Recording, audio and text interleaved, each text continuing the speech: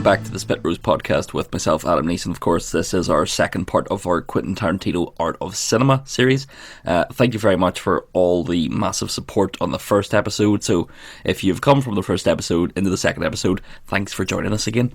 But we'll get straight into it, and this is me and Callum talking about our love for what Mr. Tarantino likes to call himself the whole bloody affair. It's Kill Bill Part 1 and 2.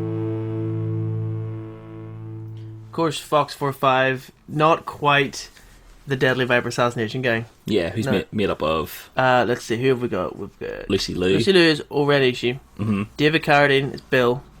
Daryl Hannah as whatever. Don't quite remember her name. One-eyed lady? One-eyed lady as Cyclops. Uma Thurman as Beatrix Kiddo. Or... The Black Mamba.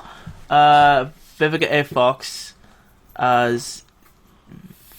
Vernita Green, Jeannie Bell, or some sort of weird... She was Viper. She was the Viper, but she wanted to be Black Mamba. She wanted to be Black Mamba because she's black. Because can't say that. And Michael Madsen as Bill's brother... Phil. Fucking Duke. Or I can't remember his name. Oh, I could not remember his name, I swear to God. But their brothers now. I think that's everyone, isn't it? Yes, in the... Fox Force 5. What do you call him? No, the Deadly Viper assassination guy. Yes. I'll say this about Kill Bill, because I mean, as I say, he really had to make sure that there was Japanese roots to this. I love the way Oreni, she's intro. Yes. With like the manga style. Yes. The anime. I like that. Yeah. But I mean, it's like see once you look back and you think like, okay, he was clearly influenced on Japanese culture. He's trying to be somewhat Japanese about this, and it's like, oh, no shit. Yeah. Because I think he went over the top a wee bit. If you look back in retrospect, it really... Oh, absolutely. Because that scene kind of drags out a bit, because it's definitely the scene of Lucy Liu's father getting killed. Yeah. And then she has to, like, become a child prostitute. Yeah. And then go kill the Yakuza boss that did it. Yes. And that's at the same time, that's right in the middle of... It's a really good part in Lucy Liu's character whenever she's at the business meeting. Yes. And then the guy's like, I'm not taking orders from a woman. And she does that little Japanese run. Quick run, and then swipe, heads off. And then she does them, now if anyone has got anything else to say, now's the fucking time. I was like, oh my God. Yeah. Really turned on scared right now. And unfortunately for Lucy Liu, I think Lucy Liu is a fantastic presence as in a movie. Do you mean in a movie? Yeah, because she was in Charlie's Angels. Ugh. I know, but she could have easily been the more forgettable one in Charlie's Angels. But she wasn't, and I know those characters aren't quite memorable.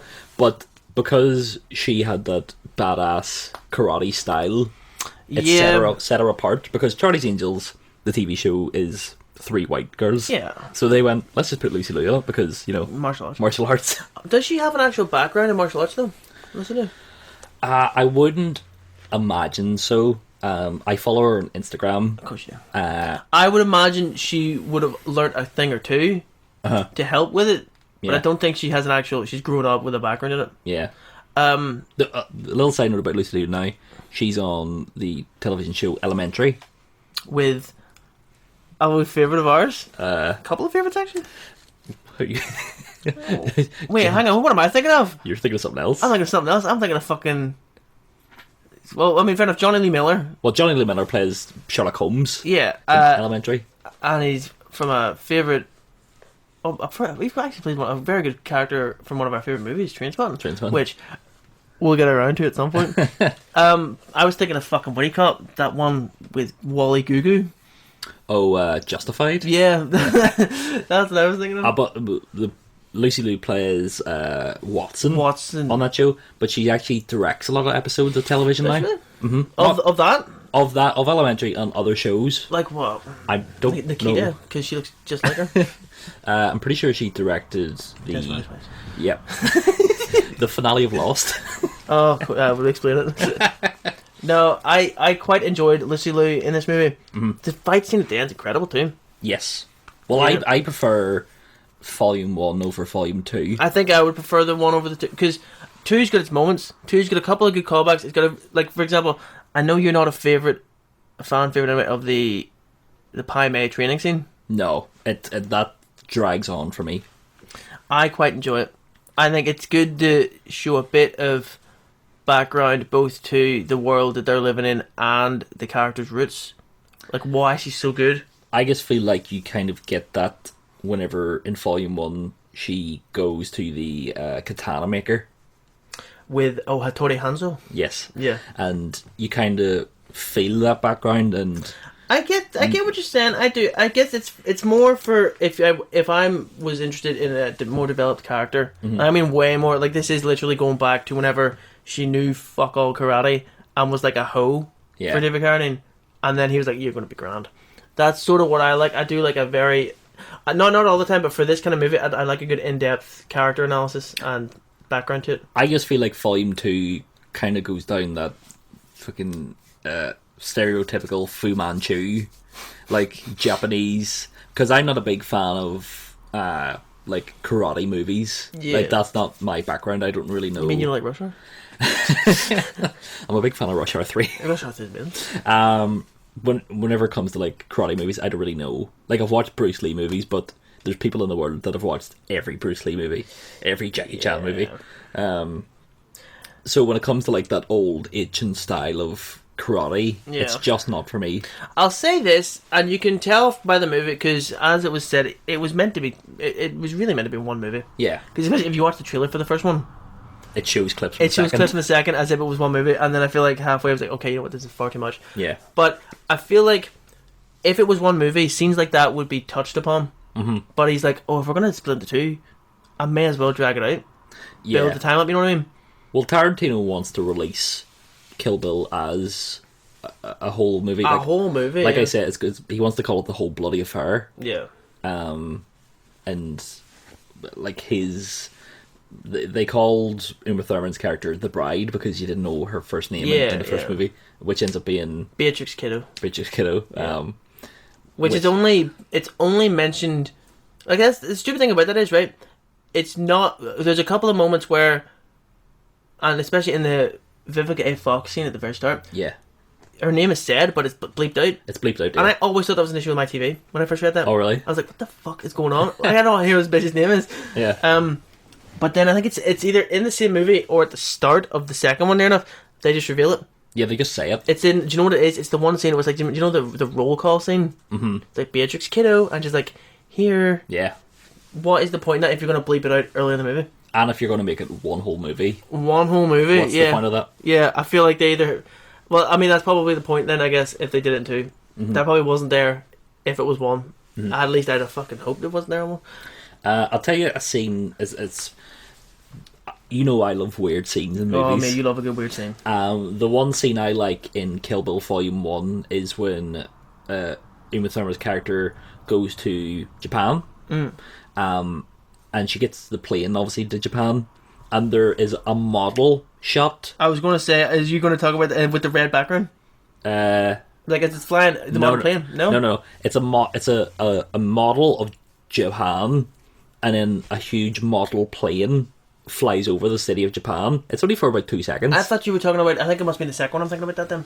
Do you know the scene, it is of the plane, and it's flying through the sky, but it's a massive red background. Yes. And you can literally see the strings coming up. I always like, why? Yeah. That could be done so much better. Unless that is there on purpose.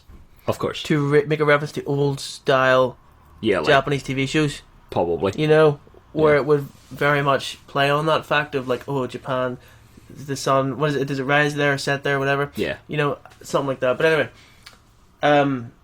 This is also the first movie where Tarantino introduces there's an old Grindhouse intro that was our feature presentation, and I'll put the music in underneath us now. Yeah.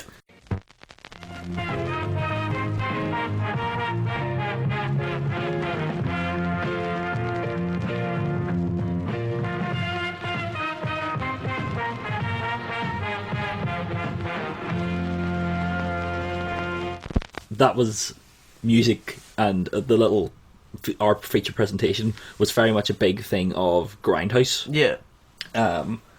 And he introduces that for the first time here to try and indicate that this is a movie that is completely different from his previous movies. Yeah, that's the thing, because up until this point you wouldn't really know. He has such a big stake in Grindhouse. You would not know looking at his other movies, but watching this one here, it does take a bit of it. That's the thing, it does take a bit, and the same actually can be said with Inglorious Bastards. It takes a bit of a Grindhouse turn in places. Yes. Very, very grainy, very gory. Do you know?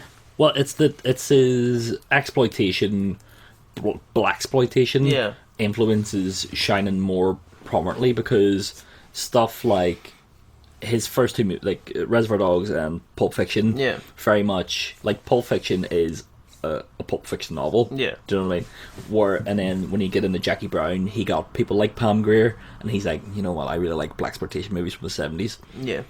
Bring on Kill Bill, where you're like, I could make a an exploitation movie about a badass woman who kills a lot of people and is part of a hit squad. Yeah. Do you know what I mean? It's very it is a cheesy Saturday morning TV show, you know? TV show like Pulp Fiction was making fun of. Yeah. But he does it in a way that this sort of thing would never be on TV, because it's so ridiculous. So ridiculous. And so bloody. And that's why I think I can. Like, do you think? Okay, going to hit the end fight with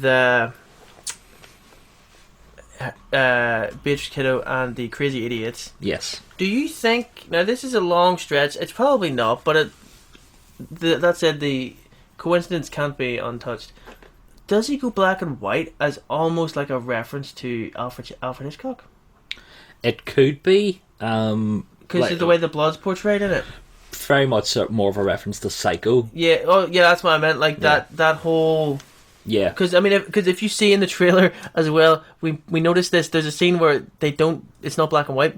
It's not black and white, but the blood on her yellow jumpsuit. Her yellow jumpsuit is black. Black to show, because blood in that black and white filter would not look like that. No, it would just look. And it's so bloody. It's so incredibly bloody. It's fountains of blood. It's literally like someone has put like a hose up your arm, then you tuck it behind your back and shoot black shit all over it. Like, that's how bad it is. Yeah. I feel like it does. If anything, it makes it a bit worse having the filter on. Obviously, the moms out there are gonna be like, oh no, like I can't look at red blood, blood for my children. They can't see this. But having it black, it makes it look grimier. Yeah. That whole fight looks a lot worse, I find. It's the gross out factor of what your imagination thinks it is. Yeah. Because it's the same techniques that were used in the original Texas Chainsaw Massacre. Yeah. Where you never actually seen anybody ever getting peeled or killed. But you're thinking of it pretty fucking hard. Yeah, you hear the sounds and you think you've seen someone getting peeled with a hook, where you've actually seen nothing at all. Where in this, it's stuff is spraying out of bodies and it's in black and white, and your mind goes, that's a lot of blood. In reality, if you're on set, you'd be like, that's a lot of black water. On top of that, as well, I don't know, tell me what you think about this, because I feel like if I was watching something like that, if I saw it was blood, I'd immediately go, that's good fake blood. Yeah. The fact that it is not the colour red, I'm not thinking, oh, that's fake blood. I'm thinking, it's in black and white, I can't tell if it's fake, even though it obviously is, you know what I mean? Mm-hmm. You're like, oh, that looks really good. Well, it's the same thing with, like, Evil Dead. Evil Dead did that well. The finale of Evil Dead 1, yeah, where they didn't make... liquid starts leaking into the house, and Bruce Campbell is falling about in this liquid, and they didn't want to make it red because they didn't want to get slapped by the MPAA for being like, you're buckets of blood here. Yeah. So they made it green and yellow, and that came synonymous with Deadites in the Evil Dead series. Yeah. So what he's doing here is kind of a similar thing of, he didn't want to be slapped by the MPAA because they could have easily went, you need to change this, you need to cut this, this, and this. Yeah. to bring it down to an hour because we're going to give you an X because it's so bad. But if he artfully and tastefully did it the way he did do it, MPAA can't say anything. They can't say, what are they going to say? Stop having all that black liquid. Yeah. Even though it is very clearly blood, kids watching that won't see the blood and go, that's blood. Yeah. You know what I mean? And of course, talking of memorable fucking scenes in a Tarantino movie, the eye pluck. Oh, yes. And that's another one, again, quite gory, reminiscent of a Grindhouse movie in that scene, you know. Also reminiscent of Evil Dead. Yeah, you know, but like, he just, again, I'm sure you've seen it, quick pluck of the eyeball whenever she's having a fight with the leader of the Crazy Idiots, and his eye comes right out of his head. Yeah. What a scene. Ridiculous. And also, that bloody scene isn't...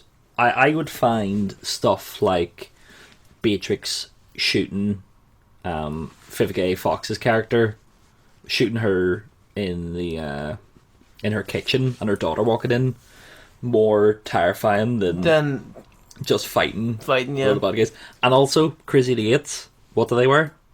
Black suits. Black and white suits. Black and white suits. A Tarantino staple. No, again, it kind of goes against the staple though, because in that movie they actually are the bad guys. They actually are the bad guys. But they make it cool. Mm-hmm. They take that suit, and again, that's not saying suits were never cool, but in the time given, you have to remember you're coming out of like a 70s and 80s punk culture. Yeah. You're making suits cool again. Yeah. You're especially sharply dressed suits, like black and white. Black glasses, because they do rock up a lot of them wearing the black glasses. They were like keto masks. Yeah. Kind of. You know, no, actually, fair enough, they do. But like that whole thing, it makes them like the idea of the Crazy Idiots is like this mysterious group protecting Lucy Liu's character. Yes. You know, and I think that's a great thing that he did with that. And also, one of the characters that works in that little bar looks exactly like Charlie Brown. Oh, mate, you'll hear all about it. When you watch it, you'll hear all about it. Charlie Brown. But that's what I'm saying. We talk more about Volume 1 than we do Volume 2. Volume 2 is... I mean, it's really... If you talk about Volume 1, you're talking about Volume 2. The only difference is the events that happen in it. Volume 2, the Daryl Hannah fight, fantastic. Good use of feet. Absolutely. Also gets her eye plucked out. Yeah. And then stepped on in just classic Quentin fashion by a bare foot. A big close-up on toes.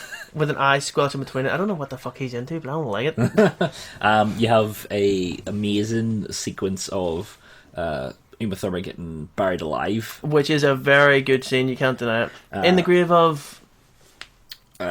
Schultz? Paula Schultz, a direct descendant of, or possibly wife, actually, we don't really know descendant. It could be, anyway, a relative of King Schultz from Django, which we'll get to. Yes. But then you also get the finale. I don't think it's amazing. You find out that the finale's actually pretty shit. Bill and Beatrice had a daughter who survived, and that's the thing, when you start off with the first movie, she gets like gunned down the fuck in the church, you assume the child's gone. Yes. Because she wakes up, there's no child there, you assume she lost it. Yeah. Little do you know, it's alive. Mm-hmm. And I think it's what, like 5, 6 at this point? Yeah, 5, 6. You get a great speech from David Carradine about Superman. Yeah, very good speech. And that's really it, because she does the 5-finger punch on him. Yeah. Isn't that what it is? Yeah, it's like it stops at heart after 5 steps. Yeah. And then he knows this because Pai Mei told her that. Again, didn't really need to see that. It's probably the whole part of the... Sorry, now that you said that, the whole point about the Pai Mei thing, you never see him teach her that. Mm-hmm. As long as the Pai Mei sequences, he never actually goes, okay, here, use this, you know? Yeah. So it kind of makes that whole scene a bit moot, again, if only just to give a bit of context. Yeah. Anyway, but it is a very beautiful scene watching him admit finally that she's got her revenge, and then he knows he's got nothing left to live for, so he just walks off knowing it will kill him. I think that's very good. Yeah. And also referenced in the movie Hot Rod, where Ilsa Fisher does a 5-finger punch on Andy Samberg's character, and the 5-finger punch makes you shit yourself. Lovely reference. But I think that'll do it for Kill Bill. Good watch. Yes. It's a good watch. I mean, second one is only there to tie it up. in a nice little bow. I didn't see it in theaters when it came out. We weren't really old enough to see it in theaters when it came out. But I'd imagine the wait between 1 and 2 was like whenever the first one ends, and I think the first one ends with somebody being like, her daughter's still alive, isn't it? Who is it that says it? It's the girl that's like the secretary for Lucy Liu's character, because she gets like put in the boot of a car. Yeah. And then she's in hospital and Bill comes and sees her. Yeah, that's the other yeah, because she fucking chops her arm off. Yes. Also, again, not so much in this movie. Another non-linear movie, because it starts off with her killing Vernita Green. That's right. But she doesn't get killed till after Lucy Liu. That's right. Just again, it's a little point. I don't actually know why they did that. I don't know why they did that either. They didn't need to do that. I suppose maybe to get that one out of the way, and then do Lucy Liu, because it's a longer sequence. It's more epic. But still, it took me, because I remember watching it and I was like, is this a continuity error? Because she carries around a list with her, and she scratches out Vernita Green after, and then you see that, but then she's on the plane writing the list out to Japan. But what's really strange is that if you took the Vivica K. Fox scene from the first one, and that's how you started the second you could easily volume, that would have been the second movie way better, I think, because the second movie doesn't... How does it even start, the second movie? Oof, I don't know. Michael Madsen in the strip club, maybe? Because she kind of... She gets buried alive, then the Padme sequence. Yes. Yeah, it starts with Michael Madsen. Then she escapes. No, I'll tell you how it is. Bill, I think, goes to see Michael Madsen. That's what it is. Because he asks about the sword, because he bought him a sword, remember that? And that's where that whole thing about we deserve to die and she deserves to live, all that shit. Yeah. But, no, so, again, starts a bit dry. Mm-hmm. Would have been better if they put the Vivica A. Fox one. Yeah. But again, that Tarantino loves to be non-linear, so... It's no wiggle your big toe scene. No. How did we forget? How did we forget? My name's Buck, and I like to fuck. Now, who played him? Do you know? It's one of the guys from Adam Sandler's group. No, it's not. Oh, is he the nurse? That guy's the nurse you're thinking of. Okay. Yeah, he's like, my name's... Because he carries around the pussy wagon. Yes. The truck. You're thinking of the guy's like, ha, ha, ha, ha. Yeah. From like fucking the Waterboy and stuff. Literally everything. He's a Sandler crony.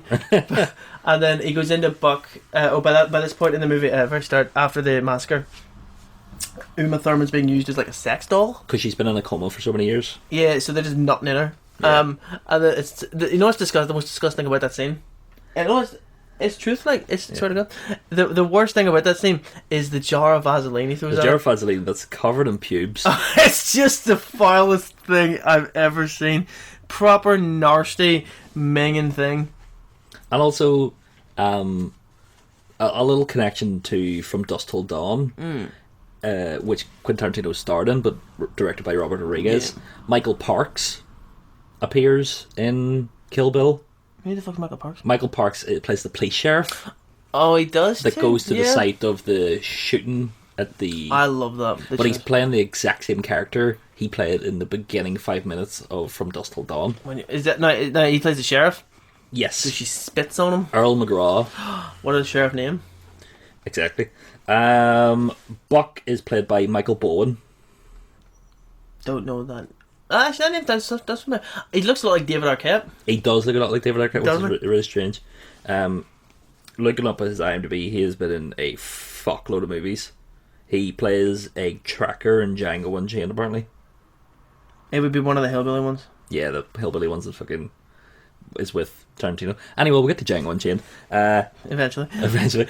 After Kill Bill, we have... speaking of Robert Rodriguez, we have Grindhouse movies, and in particular, his one he collabed. I don't know what was the other one. The one that he didn't do. Planet Terror. Along with Tarantino's was Death Proof.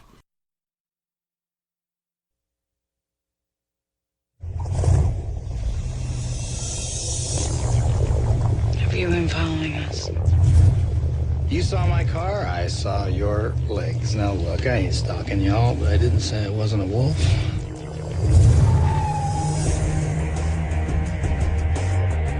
He's got charm. Is there anybody in this place you could vouch for to give me a ride home?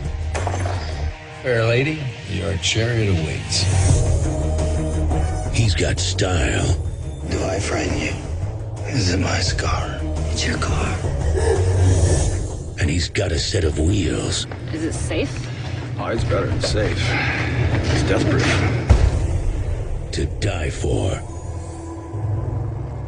Grindhouse, specifically Death Proof, which is Tarantino's half of Grindhouse. Yeah. In collaboration with Mr. Robert Rodriguez. Now, we'll have to go into a bit of detail before on what actually is Grindhouse. As a concept? As a concept and a genre. I'll let you take this because you're the expert on this. Grindhouse was the name of theatres that showed exploitation and blaxploitation movies in the 60s and 70s. So you had movies like I Spit on Your Grave, Last House on the Left, Elsa, She-Wolf of the SS. They were action movies. They were pretty much every genre. Yeah, it didn't have to be... Like it's I think it's not until modern day it turned into its own sort of genre. Yeah. Do you know what I mean? They were...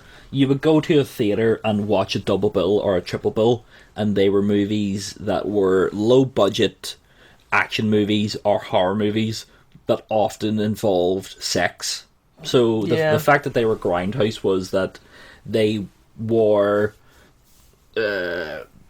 X-rated movies that had a lot of action, had a lot of like B actors. Yeah, like they were never A class movies. Absolutely not, but they were B class. They were sometimes not even. It was just, it looked cheap for one, like very practical special effects. Oh, a lot absolutely. of the time, you know, especially old timey like Grindhouse, like from the 80s and 90s. Mm-hmm. Very practical.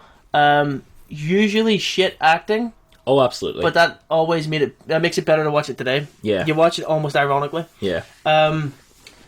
Like you have movies like Caged Heat, which was a exploitation movie about women that were in prison together, and it was very much like they stabbed each other and they were all murderers and all that. Yeah. But they were also lesbians. Yeah, could have guessed that. And the guards in the prison also fucked the women. So these movies were pornos. They were legit pornos with a murder spree here and there. Yeah. A lot of gore. That's the one thing to get from it is gore galore. Gore galore. And these movies kind of fell out of popularity because they were big in like New York City. Very run-down areas. With shit kind of theatres, you know, that would just play this. They were porn theatres pretty much that were just showing these B movies. And whenever it came to New York, and New York started to kind of become more of a commercial area. Yeah. Michael Giuliani, who was the mayor of New York, kind of wiped out all of these porn theatres and movie theatres, and it killed the whole genre of movie making. You have to think about it though. In his defence, they weren't the most reputable places. Absolutely not. It was literally okay. You know what? You know what's a good example of a movie theatre like this? Go watch Taxi Driver. Yes, exactly. And see those movie theatres. That's kind of what it was like. Yeah. Very rundown areas, socioeconomic. Yeah. Lead was just shit. Yeah. You know, like, but that was Grindhouse. But it wasn't called. That thing. It wasn't called. That's how we refer to it. No. No, it was like that. Of course, there was no. Back then, it wasn't known as Grindhouse. No. But you can. But if you, the moment you see a Grindhouse movie, you'll be able to know exactly what kind of movie it is. Yeah, you have movies like fucking Dynamite.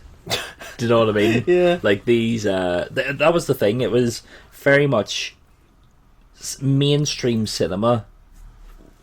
Back then was light movies, like dramas and stuff. Yeah, the odd action, but nothing too out there. But very much featuring white people. Yeah. Do you know what I mean? Like you had like your Woody Allens and stuff.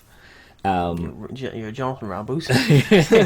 But you could go to a Grindhouse and see a movie where every actor was black, and the black people weren't perceived as the villain. Yeah, I mean that's. They still played pimps. Yeah, but it was like with more of a protagonistic approach to it. Yeah. Like, so the probably the most like mainstream version of like one of these blaxploitation movies is Shaft, and that redefined a whole genre right there. Yeah. Like, blaxploitation, it's funny, a lot of movies have taken the piss out of it. Yes. They've really taken a stab, because especially once you look at it now, it is ridiculous that anyone got away with that. Yeah. Shaft, a little different in that it was self-aware in a way, but not so much that it didn't still fall for the blaxploitation aspect. Yeah. I mean, Robert Roundtree, Yeah. big black fucker. And a man like Isaac Hayes doing the soundtrack. Isaac Hayes doing the soundtrack. You know, it's very... It brought up to a new level that took it out of those theaters and into mainstream theaters. Yeah, people enjoyed seeing it. It's not like it was done in such a way that it wasn't seen as like, oh my god, why am I watching? How is this allowed on TV? It was done professionally. Yeah. Very much so that you would have it on in the house. Yeah. It would be something like your dad would watch on a Sunday night. Well, and Grindhouse is very inspirational in the sense that you have movies like Cannibal Holocaust, Yeah. which was the first... Snuff. Well, it is a snuff Yeah, movie, kind of, but it's the first found footage movie. Yeah. And then you have all these horror movies and stuff that inspired movie makers like John Carpenter and Wes Craven in the 80s and 90s to make slasher movies. But that's the thing, though. The difference is between it, because you could easily say it inspired it. Yes. But the difference between a John Carpenter movie and a B movie, Grindhouse movie that you'd see in the theaters, it's a couple of aspects, I think. One is actors. Mm-hmm. Obviously, better actors can portray the scenes far better than a shit actor who's like, oh no, what have you got your mouth around my penis for? I better knock you in the head with a hammer, that kind of shit. You know, that kind of just general stupid shit. I mean, let's look at Thing. You mentioned John Carpenter, let's look at The Thing. Kurt Russell. Yeah. An incredible movie. Yeah. Second of all, horror aspect. It wasn't just gore. That's the thing with Grindhouse movies. A lot of it wasn't even centered on a good story that involved a good scary aspect. It was just gore. It was someone getting shot in the head and their head exploding. Well, the Thing is actually a perfect example because the John Carpenter's The Thing is a remake of the original. The original The Thing.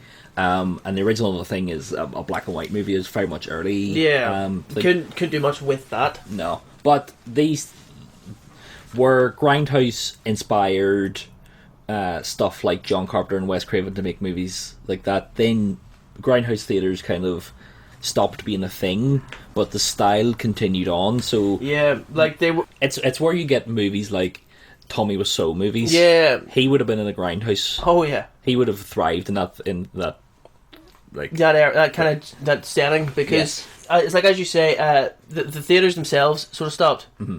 And unless you were in pretty much a small local town that you could have a theater to yourself, didn't really happen as much. But people still went out and they made budget movies. This is kind of where that's why if you ever see like a budget movie these days, and I mean budget, chances are it's come from the 90s.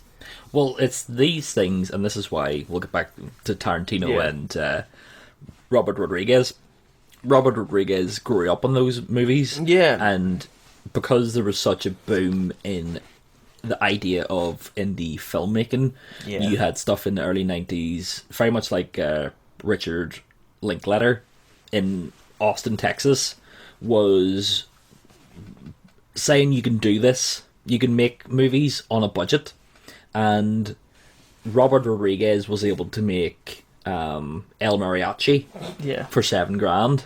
Do you know what I mean? Yeah. And those El Mariachi and Reservoir Dogs were kind of out at the same time. Yeah. And they were both picked up by Miramax. So Tarantino and Rodriguez they would have had time together, you know. Time together, and that's what led to From Dusk Till Dawn, which is very much a Grindhouse movie. Oh yeah. Do you know what I mean? Because it's a serious crime drama, and then oh shit, actually it's about vampires. Yeah. So these guys teaming up again in 2007 to make their actual Grindhouse. Yeah. They were bringing the idea back, and not just popularizing it for a modern audience, I think, but also glorifying it because it's what they had grew up with. And if it wasn't for these two guys, I wouldn't know what Grindhouse was. No, same. I legit wouldn't know. I mean, it's like movies like Machete. Yes, exactly. Or even modern day stupid ones that you can classify as Grindhouse, but also they're just retarded, like Piranha. Sharknado, even though it's still kind of stupid. You know what I mean? Black Sheep. Fucking The Meg. Yeah. You know, they're that kind of stupid. Especially, it's a thing these days, especially with fucking monsters. Well, if he was about at the time of Grindhouse, Jason Statham would have been 100%. the There's main no guy. way he would have been on the big screen back then. Yeah. No, he'd Grindhouse for days. But that is essentially what Grindhouse is. It's a bit of backstory just so you know why his filming style started to change after Kill Bill. Yeah. After this movie, you can see his movies take on a much more like gorier almost and like very much out there He's like, creating a more film going experience. Yeah, it's not just like if you look at Kill Bill is a kind of movie where you have to sit there and you have to watch it. Yeah. You have to, like, there's no banter with it. Like, of course there's the odd funny bit. Same with Pulp Fiction, Jackie Brown, Reservoir Dogs. They're all good movies. They've all got a line here that you can laugh at. But from this point on, it's almost like his movies turned into comedies. He finds comedy in absurdity. That's exactly right. Now, if you look at all of the things that happen, I mean, especially, and we'll get to it with Inglorious Bastards is a good start with that. It's a good start because it's this movie. That's the movie he did after Grindhouse, isn't it? Yeah, and Grindhouse, Tarantino's little section of Death Proof. Yeah. The whole concept is Kurt Russell plays a stunt man, which he returned to in Once Upon a Time in Hollywood. We'll get to it. He plays a stunt man who had a stunt car that was built to survive any crash. Yeah. But only for the driver. So what Kurt Russell would do is go to bars and seduce women to get into his car. Then he would crash his vehicle at high speed, knowing that he would live, but the other people would die. So it's kind of Kurt Russell's character gets off on it, gets off on abducting young women, and that's where that. And throughout that, there is comedy. It is that. There is comedy, and the reason people didn't like Grindhouse was that, first of all, Robert Rodriguez's Planet Terror was very much... Was it shit, man? It was okay, but it was very much deep set in a Grindhouse theatre that was in Mexico. Yeah. Because the film skipped out scenes. At one point during the sex scene, the scene becomes so hot the actual film disintegrates and burns, and then it comes up on the screen lost reel, and they skip like 20 minutes of the movie, and you just have to fucking assume what happened. Assume what happened. It's weird characters. Yeah. It's a zombie outbreak movie, low budget style. Then you've got it takes a break and it shows a few trailers, including a movie called Don't. It was a trailer directed by Edgar Wright. Oh man! And that led to Death Proof. Yeah. After that, and Death Proof was a slow-paced, like an hour conversation between Eli Roth and enemy of the podcast Michael Bacall. Oh, no worry, we'll get to Eli Roth. Don't worry. He's coming up. If you don't know who Michael Bacall is, he's the writer of 21, 22 Jump Street, Scott Pilgrim, and the Lego Movie. He was in Django as Smitty Bacall. Smitty Bacall, of the Spinny Bacall gang. We don't like him on this podcast because his writing is too smart-alecky. It's like, this is so much smarter than you. Yeah. And you won't understand it except for a small percent of the audience. Yeah. When in reality, it's just writing. Yeah, it's just writing. You know, you just get away with it. A lot of people like Michael Bacall. A lot of people love Lego Movie and 21 Jump Street. And when you see those movies for the first time, they're funny. Oh yeah, and then it's after you watch them and you realise these aren't as smart as I thought they were. No. Not as smart as he thinks he is. No, he thinks he's the dog's balls, really. But anyway, hashtag fuck Michael Bacall. Michael Bacall, if you're out there, fuck you. But the whole first hour pretty much is these people in a bar, and Kurt Russell happens to be listening. Oh. Yeah. Then he gets a girl into a car and kills her. Then we pick up with a whole different group of characters played by Rosario Dawson, Zoe Bell, and Mary Elizabeth Winstead. Hello.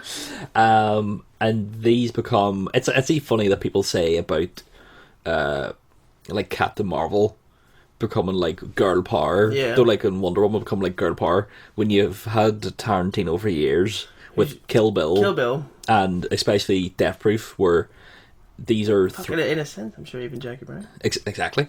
And fucking Pulp Fiction, in a way. With who? Uma Thurman. I guess.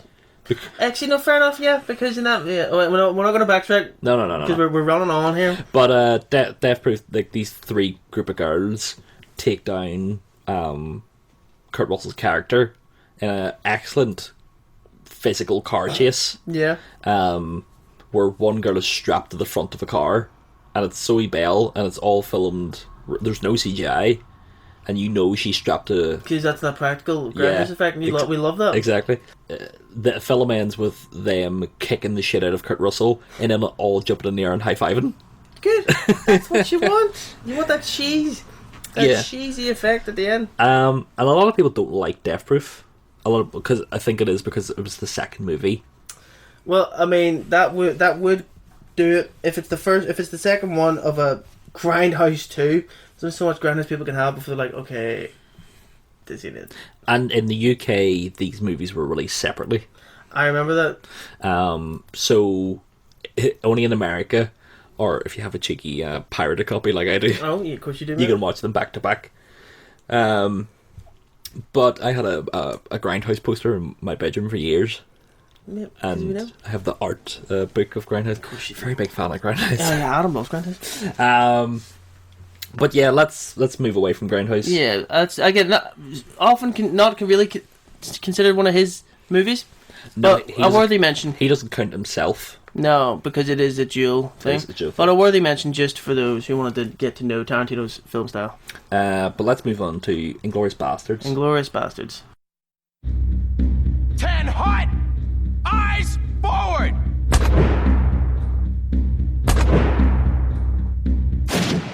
My name is Lieutenant Aldo Rain. And I need me 8 soldiers. We're gonna be dropped into France dressed as civilians. We're gonna be doing one thing only. Killing Nazis. Yes, sir! Next movie is, of course, Inglorious Bastards. An absolute jaw-dropping, I dare say, remake. Reboot. You know, what do you say? It's based on a movie, also called Inglorious Bastards, made back in, I think it was 65, maybe? Mm-hmm. Well, like, has nothing to do with the plot of this movie. No. Absolutely nothing. It's completely different. It's just about a bunch of soldiers who snuck behind enemy lines in World War II. Yeah. And kicked German ass. And this is Tarantino's first delve into writing an alternative history. Yeah. Bit of a period movie as well. yeah, because it's all about a group of Jewish... I think it's a group of 8 in total, I think. 8 Jewish soldiers going behind enemy lines to kill Hitler. Yeah, that's basically it. That's basically it. They're called... What are they called? What's the good name? Oh, I suppose it's Inglorious Bastards. Inglorious Bastards. I meant to say... who've we got notable members? We've got Eli Roth. Eli Roth. Yeah, Eli Roth. Who is, of course, the director of Hostel. Hostel and Cabin Fever. I love it. B.J. Novak. Paul Rust, who you might know as the lead character in I Love You, Beth Cooper. Oh my god, so he is too. But also a fantastic comedian. And a great singer in a band called Don't Stop or We'll Die. You would know that, no? Then we've got... Sam Levine. Sam Levine, did I say that? I don't know who that is. Little known that you'd know him from 10 Things I Hate About You. I would know him. And he was also in the TV show Freaks and Geeks. Oh. He features a lot. He's like the little co-host on Kevin Pollak's podcast. Yeah, no, I know. Do you know what I'm talking about? Yeah, Freaks and Geeks go with. Yeah. There's also Till Schweiger. Who plays Hugo Stiglitz. You know him from the Far Cry movie. Yes. Talk about Ubo. Beautifully introduced by Samuel Jackson's voiceover. I will say it's got to be the best introduction of the whole movie. Which is inspired by blaxploitation movies. Lovely metal guitar riff. Yeah. As his name just comes up in big yellow letters, and then Sam Jackson comes and introduces him. Amazing. Eli Roth plays the Bear Jew. The Bear Jew. I'm not too sure who the actor is, but he's one of the bastards, and he's one of the main guys that's part of the Italian film crew at the end. Oh, he plays Dominica De Coco. Yeah, Dominica De Coco. I don't know his name either. Defo looks like his mate got him in there for a favour. Oh, but it's a great role. Oh, it's an incredible role. Because he's not, let's be real, he's not the best actor, but I think that obviously makes the role. Absolutely. Because, like, I don't know Italian. It's like, yeah, they're best. Because what does Brad Pitt say to Christoph Waltz in Italian? There's so much. Hang on, what is it? What do you mean? Like he says, can you pronounce it again? Wait, do you mean his name? Yeah. Gorlami. Gorlami. There's Dominic De Coco, and what's the name of the other one? I can't remember. I can't remember. But no, there's incredible acting on all fronts from this movie. Stars Mike Myers. Mike Myers, Michael Fassbender. Who plays Churchill? I don't know. Do you know? Oh, fucking Gary Oldman. No, we don't know. It's just some old guy. But I'll tell you what, right? See, for a delve into a period movie, a wartime movie especially, that's a big undertaking for any actor, because you got to think immediately suits, like costumes, like automobiles, places, studios, that's a big undertaking for him, and I think he did it really well. It does, because he sets it up well where there's no sweeping battlefields. No, it's very much guerrilla warfare in this one. Because he sets up the characters that they are undercover. Yeah. So they're never going to be out in a big, like the biggest scene in it, and let's be real, it is a movie. It's a movie set. That's the point. Yes. It's because it's from the movie. Was it A Hero Was Born or something like that? Yes. Which is a piss take of Birth of a Nation. Birth of a Nation. Yeah, it's about played by Bruno Daniel Buell. Daniel Buell, sorry. Who is in Civil War. Yes, Captain America Civil War. And Rush, where he plays Niki Lauda. Niki Lauda, God rest in peace. Rest in peace, Niki Lauda. But anyway, that's the only real action scene is him sniping about, I think it's 300, like in the end it's like 500 or something. Yeah. Guys from a tower. Yeah. And it's like, I think that, and even that, all they did was just multiple cameras reuse the same bloody shot. Yeah. So a lot of it's very quick, very easy. Although after he did Grindhouse, there is definitely a lot of Grindhouse elements in this. Oh, absolutely. Like if you look at the Bear Jew's introduction quite early on in the movie, and he beats a German officer to death with a baseball bat. Yeah. In quite a gory fashion, not up close really. I think there's one shot after he hits him in the head, and he's like lying on his back, yeah, bleeding. There's that. Then there's the scene we were talking about earlier with Hitler being destroyed by Eli Roth. Yes. Where he has an MP40 and shoots him in the face until his face disintegrates. I mean, there's a lot of it's just very extravagant and out there.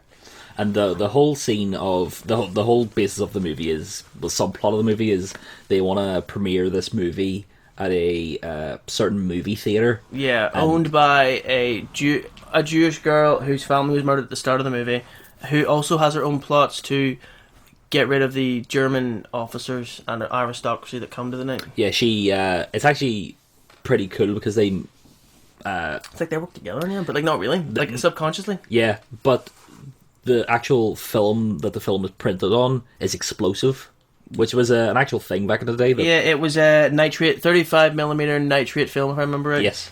And do you know who plays that character? Can you remember?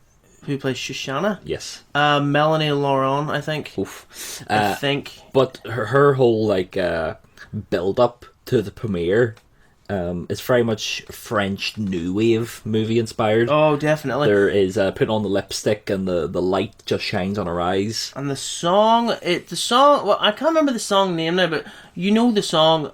It is a French song, I'm pretty sure. Or if it's not a French song, it's like an American song that sounds a lot like it's trying to be French. It sounds like someone doing a French David Bowie. Yeah, it's very like a like a Dior or a Chanel advert, you know? Yeah.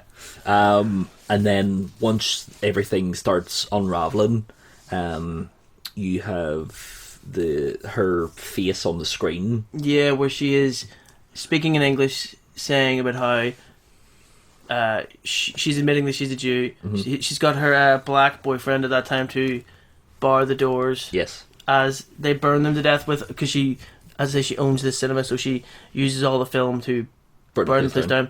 Now, while this is happening, Lieutenant Hans Landa, played excellently by Christoph Waltz, who again catapulted into American cinema. Yes. By this point, like he's no going back after this. No. I think actually he got an Oscar for that. Didn't he? Did. Yeah. He got an Oscar for his role. Incredible piece of acting. It's probably the best. One of my favorite characters in a Quentin Tarantino movie. Yeah. Easy. Only surpassed by Christoph Waltz playing King Schultz. Yes. In Django. And the whole introduction of him going into the farmhouse and drinking the milk. That is iconic. That entire... It's about 10 minutes long. Yeah. Done in near enough one take, I'm pretty sure. With a couple of... It cuts away a few times, but it's pretty much he's doing a monologue. Yeah, and it is incredible. Yeah. I mean, there's so much symbolism in that scene, which Quentin Tarantino is a fan of. But while this is happening, Tarantino's using Hans Landa as... Would you say that's the primary story? Yes. Okay, well then he's using him... First of all, he has a bit of a comedy aspect with him. Even though he's the German antagonist, there is a bit of a comedy thing with him. Because they called him the Jew Hunter. And then he goes off like... It's just a name that's stuck. Yeah. You know, like that's funny. And he's talking about, oh, that's a bingo. That's a bingo. You know, I mean, it's really funny. The action scenes are great. Even the talking scenes, that you're on the edge of your seat the entire time. Like we said before, the section in the bar with Michael Fassbender.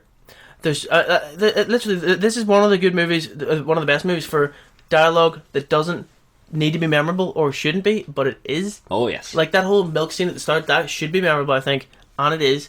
The dialogue, even between Michael Myers and Fassbender, it's like, hello, chaps. I would say that this movie is probably the most tension-filled movie. Definitely, especially the scene at the bar with, because Michael Fassbender, who plays an undercover British operative, joins forces with the bastards to sneak under.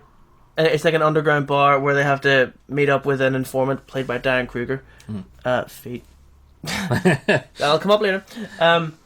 But then that entire scene, they're all undercover, and then an officer spots them. Because he's drunk celebrating the birth of his child. Yeah. Oh no, I mean the officer. Oh, sorry, yes. But no, fair point. There's drunk German soldiers just there celebrating the birth of a child, while an officer is in the background, played by Angelina Jolie from Salt. But it's such a tense scene. Yes. And just how you'd expect it to end. Oh, a bloody shootout. Bloody shootout. And I'm not gonna lie, I kind of hate Diane Kruger after that. Yes. Yeah. She killed Maximilian's dad. Oh, terrible. Bastard. But great ending with them carving a swastika into Hans Landa's head. Yeah. Which just rightly deserved. And a little bit of fourth wall breaking from Aldo Rain's character, who says it's a masterpiece. It's like, you know what? I think this might just be my masterpiece. Yeah. Then end the movie. Directed by Quentin Tarantino. I mean, it's a good movie. It's one of his best, definitely. Yeah. Let's get into Django Unchained. Whoa. Good cold evening, gentlemen. I'm Dr. King Schultz. What kind of doctor? Dentist? Amongst your inventory, I've been led to believe is a specimen I'm keen to acquire. What's your name? Django. Then you're exactly the one I'm looking for. Hey, no sale. Oh, very well. Please, no!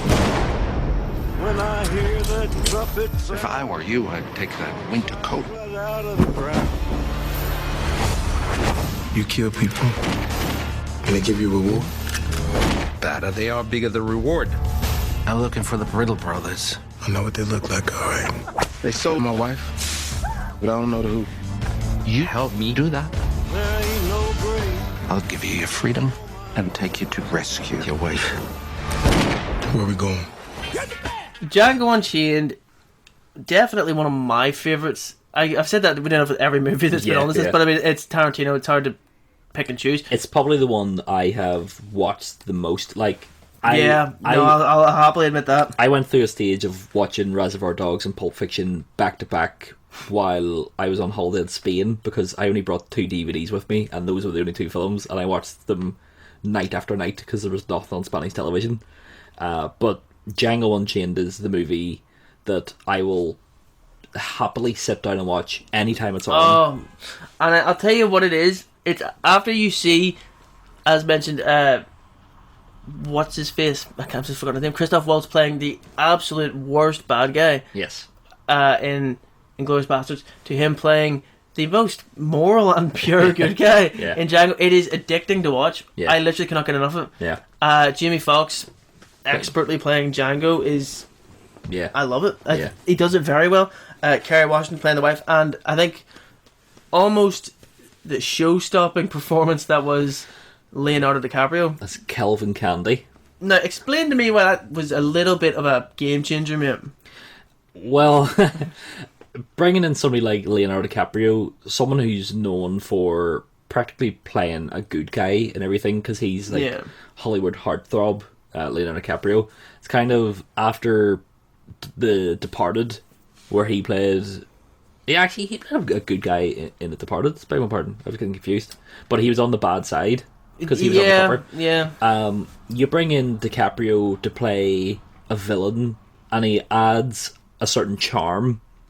He definitely does, because even though he is such a racist, he's a slave owner. He has a plantation called Candyland. And villainous southern gentleman who thinks he is it's like a king in his own country. He thinks he is a king, and he thinks because he's surrounded by what he would call quote unquote dumb people, he thinks he is the best of everybody. But it's not until he meets Dr. King Schultz, Bright Boy Django. Dr. King Schultz, who is genuinely educated in... Do you know what I mean? Because towards the end of the movie, Dr. King asks Kelvin Candy how he would think the writer of Three Musketeers... Andre... What's his name? Something Dumas. Yes, Dumas. What would he think of Kelvin Candy's activities as a slave owner? And Kelvin Candy's like, he would approve of it, of me being Alexandre Dumas. He would approve of what I'm doing and such. And Dr. King points out that he's black. Dumas is a black person. That makes...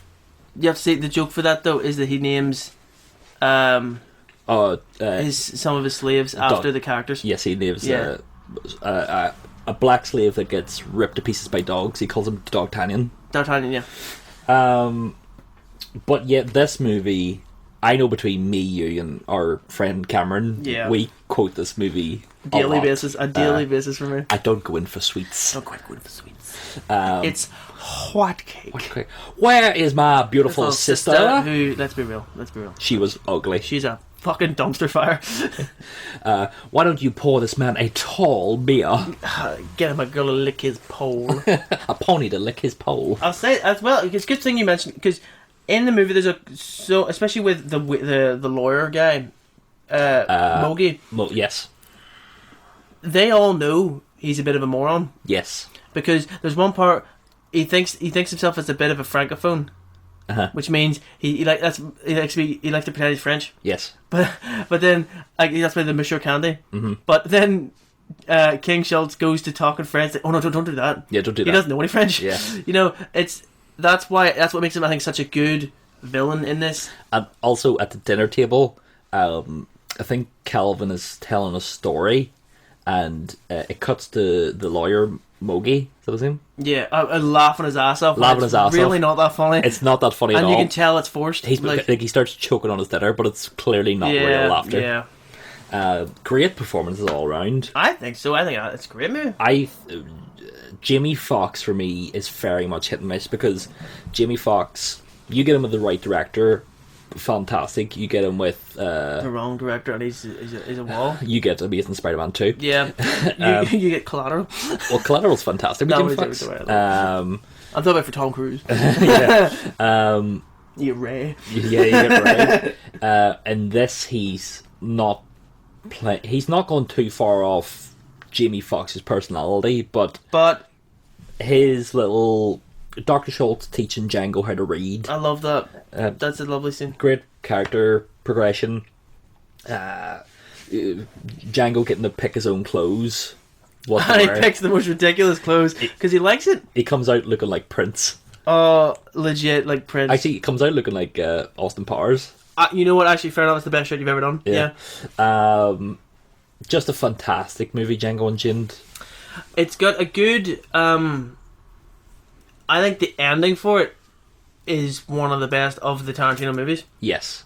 It's satisfying. It's very, very satisfying. Of course, this is the first outing for Spit Roast podcast fan favourite Walter Goggins, also known as Wally Goo Goo. Oh, the Wally Goo Goo. Don't worry, he needs an episode. He does. You know what? He needs an episode. I'm going to give him it.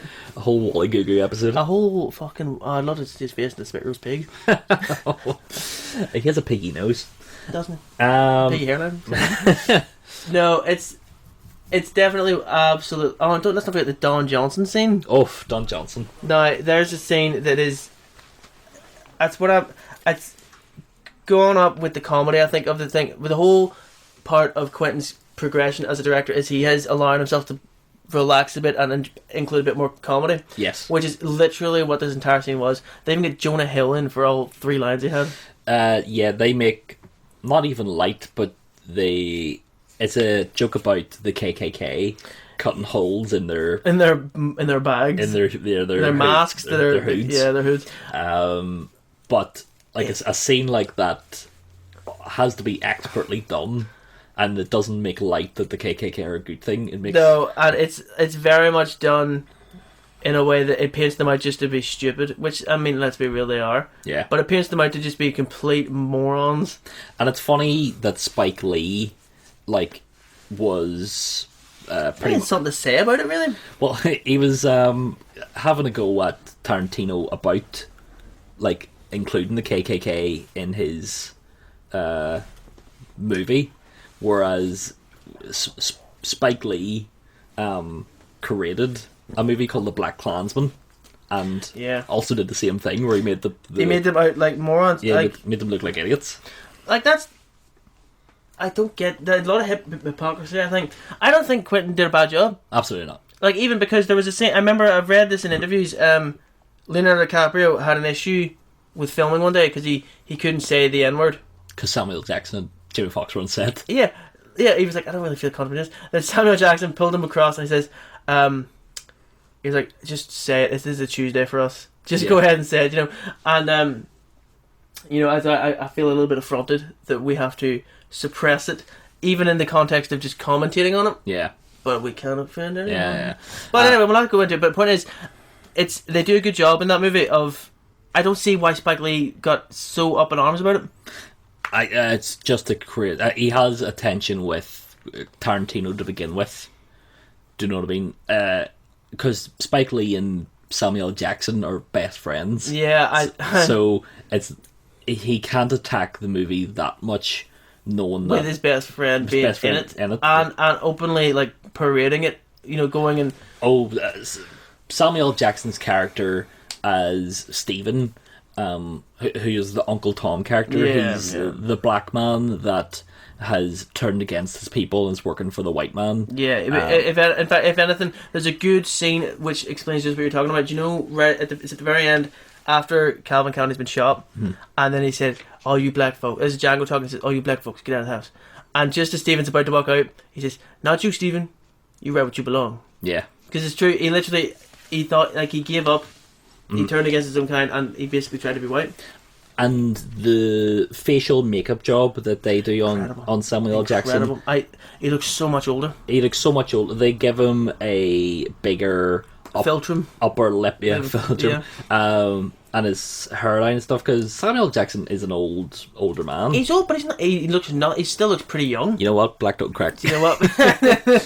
But they make him look 100 years old. Yeah, and it's very well done. I can appreciate that. Yeah.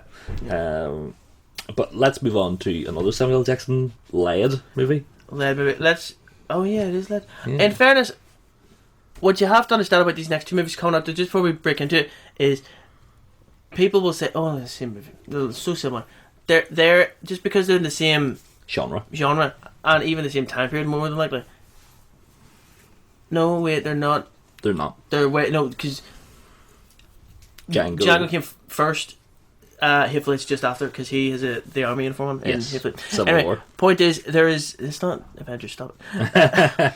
there is a blatant difference between the two of them, and that's going to come up right now when we talk about the Hateful Eight.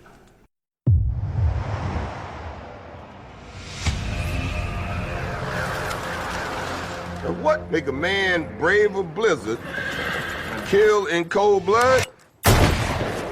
I'm sure I don't know. You'd be surprised what a man would do.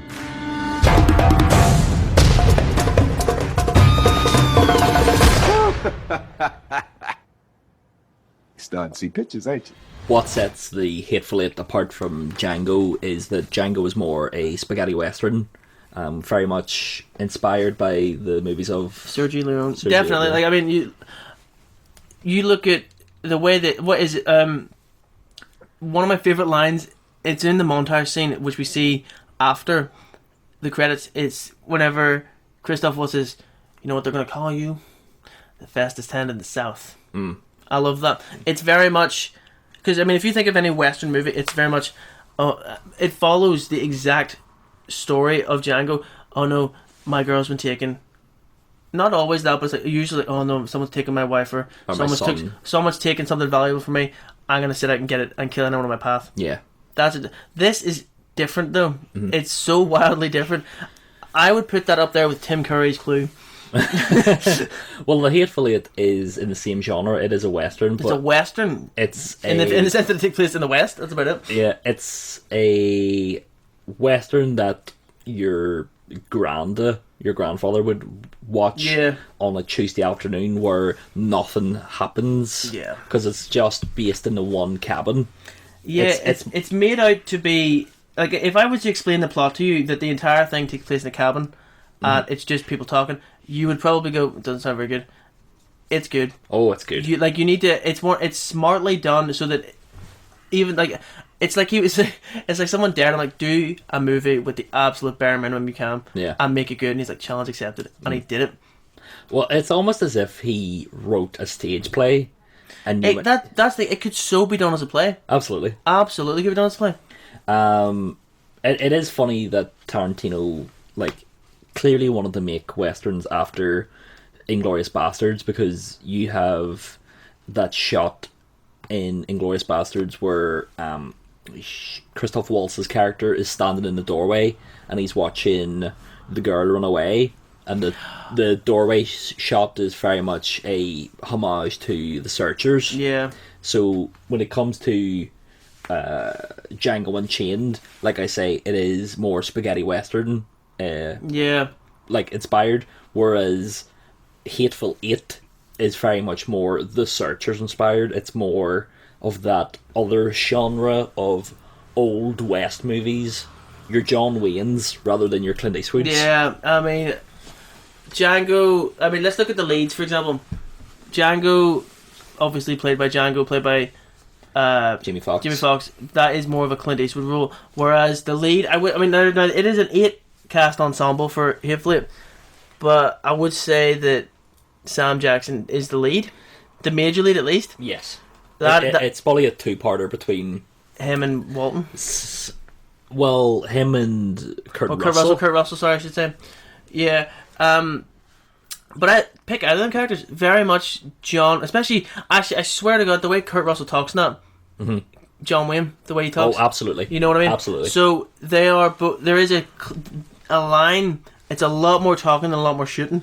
Because Kurt Russell's character is a hangman, Yeah, and he's very John much Ritter, the Hangman. I will bring her to town and I will watch her hang. Yeah, because he doesn't. There's not the law. He was going to get paid for the death too. Yeah. But when the Hangman catches you, you hang. Yeah, just right. You know, there's no fucking around about that. And he makes sure that you'll know about that within the first 20 minutes because you'll be told. Yeah, This is a very, very long movie, but all necessary, I think. When in cinemas, it was premiered in America. They showcased it across America in 70mm. Oh, it's glorious 70mm panoramic vision. Which is really funny because they have such a big film frame of 70mm. To just have a base of the cabin, is one of the funniest things. It's oxymoronic to have such a massive thing for one room. Yeah, but they make it work. Because they do a thing. They do it's really good. Not only do they switch a couple of times, not too much, but a couple of times between background shots. For example, like on the way to the cabin, they make use of that panoramic vision for all the sweeping shots of the land side and the. Oh, the movie starts with an overture. Oh yeah, it's amazing. And it's about 20 minutes in. It's a shot of a crucifix with Jesus on it, covered in snow. Yeah, it was like crime scene. Yeah. and then they do it with Sam Jackson's story for Bruce Dern's character. Bruce Dern's son, who came out to get the bounty on Sam Jackson. Sam Jackson's character. And who he instead walked to death through the snow, and in a last-ditch humiliation effort, slid his big black pecker down his throat. I made him suck my Johnson. Sucked his dick. Like that's legit what happened, and they made sure again. That's another scene where they just abused that. Yeah, it offered a feeling of isolation. I felt though, like you have this massive just white snow, two little guys in the middle.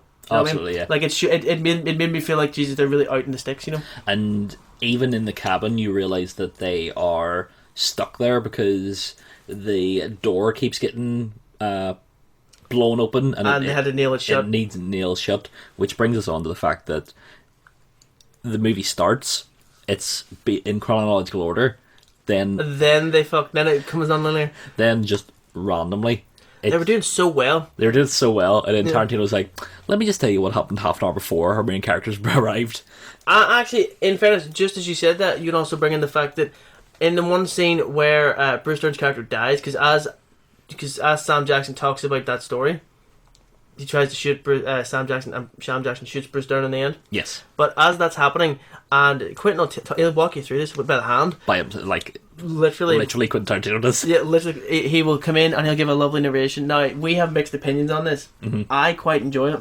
I don't, because Tarantino, fine the way it is, but he puts his own spin on it at the end where he says, we gotta find who poisoned the coffee. I don't think he says it like that, Adam. He 100% does. But I enjoy it. It's nice to actually hear. I mean, it's nice to hear from. I mean, you can tell it's not a character. It feels like it is him. It is the director coming in to say that. Yeah. You know, and I like that. I like the fact that they bring that in. Well, he's pretty much a narrator. Yeah.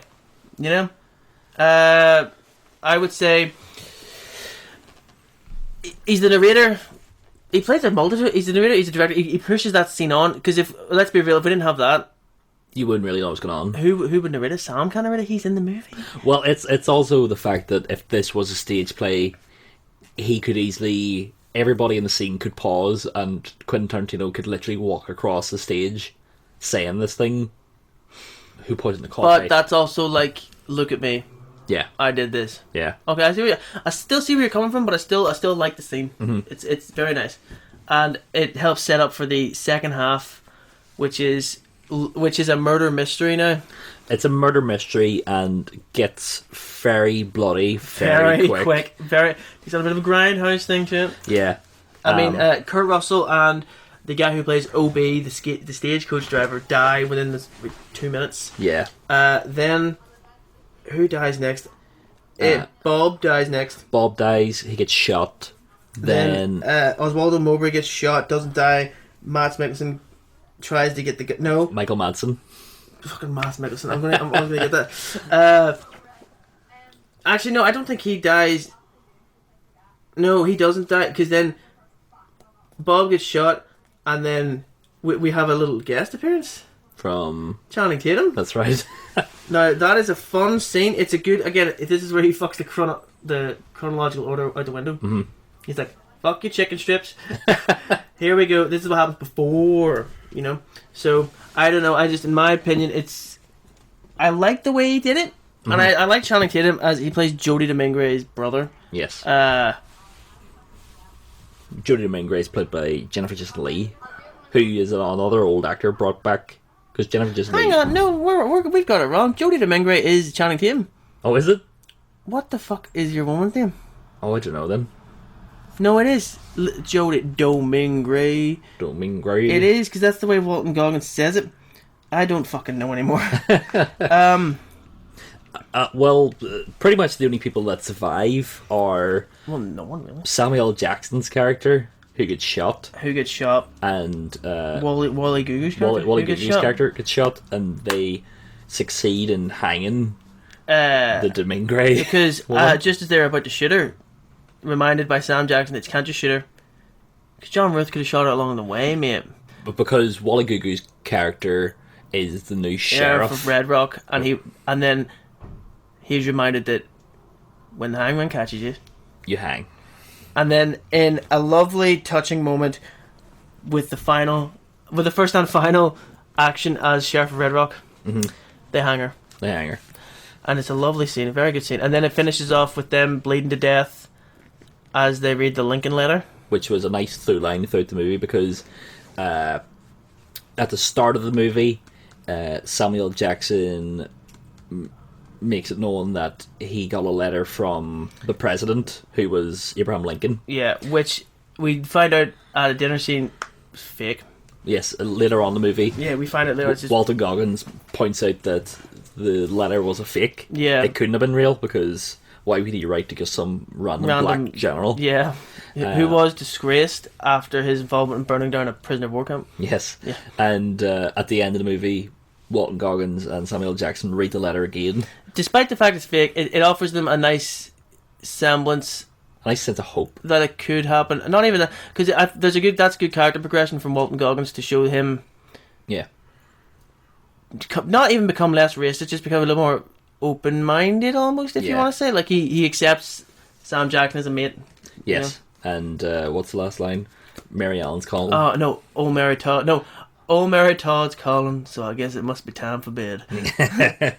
It's a nice way to wrap it up, and then we don't know if they die, but we know they die. Yeah. You know? Yeah. It just cuts off with them as they are. Yeah. And then that's it. Yeah. And it's a good way, up until now, it's a good way to put a nice lid on the franchise so far. Yeah. Because you've still got so much more to get through. Yeah. And of course, coming out this month of the release of this podcast. Oh, yes. Once Upon a Time in Hollywood. Which you'll get a whole lovely review on, don't you worry? You will, but we can't really talk about it much now. It's very much a secretive plot. Yeah, we've talked a little bit about it throughout the podcast. So, I mean, if you've been listening, there you go. Yeah. Brad Pitt, DiCaprio. Margot Robbie. Al Pacino. Also known as... Dunkachino. Yep. From the greatest movie ever made, Jack and Jill. Horrendous. Don't even go there. Dunkachino. What's my game? Dunkachinos. But I think that'll do us for today. Because Lord knows this is a long one. But I hope you enjoyed our little delve into the filmography of Tarantino. And you know the nice thing? He says he's only ever going to make 10 movies. We know he's not. He's a shit talker.